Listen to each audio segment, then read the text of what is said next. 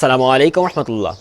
آج کا لیکچر ان مسلمان بھائیوں کے لیے ہے جو کہ اللہ کو چھوڑ کر کسی اور کو معبود بنائے ہوئے ہیں، وہ کوئی بزرگ ہو، وہ کوئی پیر ہو، کوئی ولی ہو، یا کوئی مزار پہ جا کے کسی کے سامنے اپنی حاجات کو رکھتے ہیں۔ آج کا لیکچر اسپیشل ان لوگوں کے لیے ہے۔ 3 ایسے نقص میں آپ کے سامنے رکھنے والا ہوں جن کے بارے میں اللہ رب العزت نے قرآن مجید میں سورۃ الفرقان آیت نمبر 3 میں ارشاد فرمایا، اعوذ باللہ من الشیطان الرجیم واتخذوا من دونہ آلہۃ لا یخلقون شیئا وہم یخلقون۔ ایسے لوگوں کو انہوں نے معبود بنا لیا ہے جو کہ کس چیز کو پیدا نہیں کر سکتے حالانکہ وہ خود پیدا ہوئے ہیں۔ جو کوئی چیز بنا نہیں سکتا وہ خالق نہیں ہو سکتا، اور جو پیدا ہونے والی شخصیت ہے وہ بھی خالق نہیں ہو سکتی۔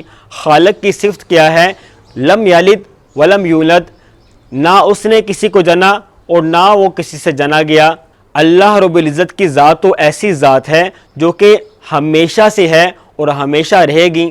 اس آیت کے اگلے حصے میں اللہ رب العزت نے ان کا دوسرا نقص بیان کیا ہے۔ اللہ رب العزت ارشاد فرماتے ہیں، وَلَا يَمْلِكُونَ لِأَنفُسِكُمْ ضَرًّا وَلَا نَفْعًا، اور ان کا دوسرا نقص یہ ہے کہ وہ اپنی ذات کے لیے نہ کسی نقصان کے مالک ہیں اور نہ کسی نفع کا مالک ہیں، کیونکہ نفع اور نقصان اللہ رب العزت کے ہاتھ میں ہیں۔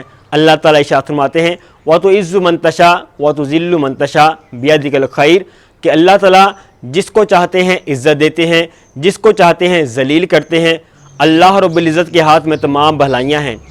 معلوم یہ ہوا اگر یہ معبودان باطلہ کسی کا فائدہ سوچتے ہیں، کسی کو فائدہ پہنچانا چاہتے ہیں اور ساری دنیا کو بھی ساتھ ملا لیتے ہیں، لیکن اگر اللہ رب العزت کی منشا، اللہ رب العزت کی چاہت اس آدمی کو نقصان پہنچانے کی ہے تو پوری دنیا بھی مل کر اس شخص کو فائدہ نہیں پہنچا سکتے۔ اور اسی طرح سے جس شخص کو اللہ تعالیٰ فائدہ پہنچانا چاہیں تو پوری دنیا بھی اور ان کے معبودان باطلہ بھی مل کر اس شخص کو نقصان پہنچانا چاہیں تو اس کو نقصان نہیں پہنچا سکتے، کیونکہ اللہ رب العزت خود ہی فرماتے ہیں کہ میں جس کام کا ارادہ کرتا ہوں، میں کہتا ہوں کن ہو جا فیکون، پس وہ ہو جاتا ہے۔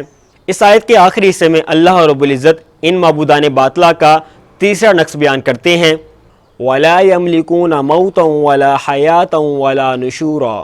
ان لوگوں کا تیسرا نقص یہ ہے، تیسری کمی یہ ہے کہ یہ خود نہ اپنی زندگی اور موت کے مالک ہیں اور نہ اٹھائے جانے کے مالک ہیں، یعنی زندگی اور موت بھی ان کے ہاتھ میں نہیں ہے، کیونکہ زندگی اور موت اللہ رب العزت کے ہاتھ میں ہے، کیونکہ ان لوگوں کو ہی اللہ تعالیٰ نے زندگی دی ہے اور ان لوگوں کو ہی اللہ تعالیٰ موت دینے والے ہیں۔ اگر کوئی زندہ ہے تو اس کو مار نہیں سکتے، اگر کوئی مرا ہوا ہے تو اس کو زندہ نہیں کر سکتے۔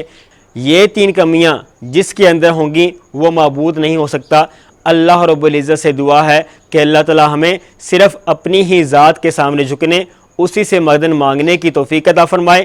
وآخر دعوانا ان الحمد للہ رب العالمین۔